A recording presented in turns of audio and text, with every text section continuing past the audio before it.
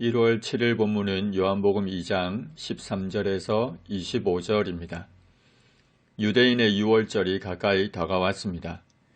유월절 절기가 되면 많은 유대인들이 각처에서 예루살렘으로 모여들었습니다. 유월절이 되기 전부터 모여들기 시작해서 니산월 14일 유월절을 지나 21일까지 지속되는 무교절 절기까지 머물렀습니다. 예수님께서도 예루살렘으로 올라가셨습니다. 예수님은 성전 안에서 소와 양과 비둘기 파는 사람들과 돈 바꾸는 사람들이 앉아 있는 것을 보셨습니다. 여기서 말하는 성전은 성전 건물 자체를 가리키는 것이 아니라 성전들을 포함한 넓은 의미의 성전을 말합니다. 당시 성전을 장악하고 있던 종교 지도자들이 성전에 있는 이방인의 뜰에서 장사하고 돈 바꾸는 일을 했습니다. 멀리서 성전을 방문하는 순례자들은 희생 제물을 직접 가져올 수 없었기 때문에 예루살렘에서 구해야 했습니다. 이 제물은 흠 없는 것이어야 했고 제사장이 적격 여부를 심사했습니다. 비록 흠이 없는 제물이라도 멀리서 가져온 경우에는 제사장들이 쉽게 트집을 잡아 불합격 판정을 내렸습니다. 그래서 가져갈 수 없는 제물을 헐값에 사들였고 성전에서 다시 비싼 값에 되팔았습니다.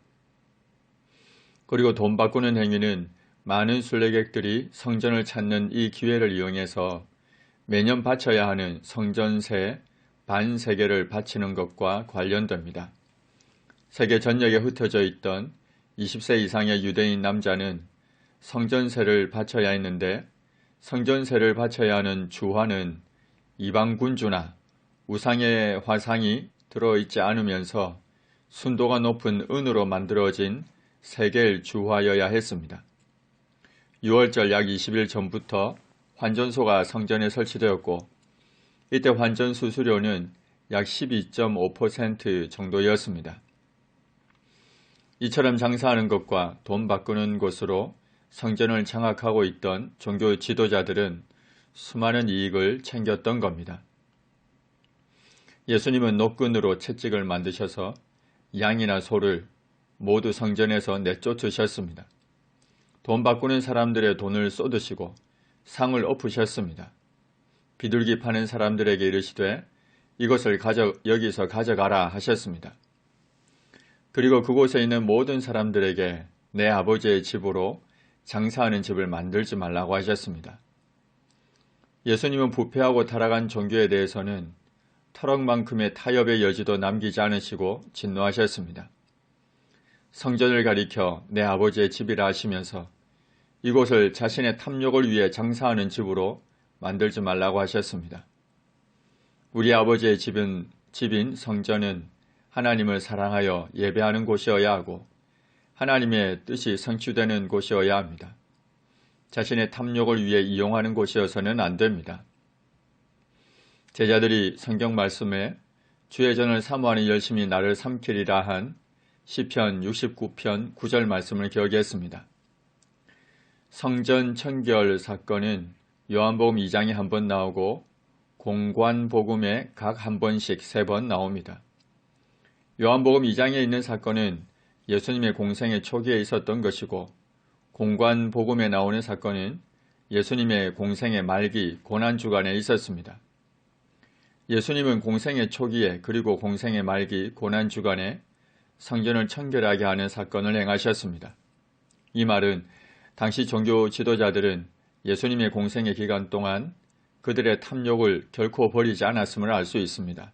회개하지 않았고 여전히 탐욕을 채우고자 성전을 이용했습니다. 예수님께서 성전을 청결하게 하시자 유대인들이 적대감을 가지고 예수님을 비난하며 정죄했습니다. 예수님에게 말하기를 네가 이런 일을 행하니 무슨 표적을 우리에게 보이겠느냐고 했습니다. 예수님은 당시 유대 종교 지도자들로부터 성전에서 일을 수행할 어떠한 고난도 부여받은 적이 없었습니다. 그래서 그들은 예수님이 이러한 일을 하려면 하나님으로부터 직접 권위를 부여받아야 할 것인데 만약 하나님께서 이 일을 하도록 보내셨다면 초자연적인 표징을 보여주어서 예수님이 행한 일의 정당성을 입증하라는 겁니다. 예수님께서 이렇게 답변하셨습니다. 너희가 이 성전을 헐라 내가 사흘 동안에 일으키리라. 여기서 말하는 성전은 앞서 14절에서 언급하고 있는 성전과는 달리 성전 자체를 가리킵니다. 단어도 다른 단어를 사용했습니다. 신약 성경에서는 비유적으로 예수님의 몸과 성도의 몸 그리고 교회 등을 가리킬 때도 사용됩니다. 예수님은 자신의 몸을 가리켜 성전이라 하셨고 이 성전을 헐라고 하신 겁니다. 그러면 사흘 동안에 일으키리라 하셨습니다. 여기서 일으키리라 라는 단어도 잠자는 사람을 깨운다는 뜻인데 비유적으로 죽은 사람을 다시 살리는 것을 나타낼 때도 종종 사용된 단어입니다. 예수님이 십자가의 죽음과 사흘 만의 부활을 말씀하셨습니다.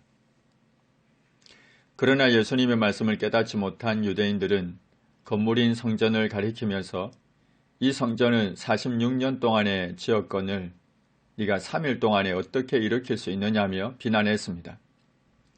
당시 건물로서의 성전은 대헤롯이 유대인의 환심을 사기 위해서 BC 19년에 착고한 성전입니다. AD 46년에 이르러 완공됩니다. 유대인들과 예수님이 말씀을 나누고 있는 이때는 착공을 시작한 지 46년이 되는 AD 27년경입니다.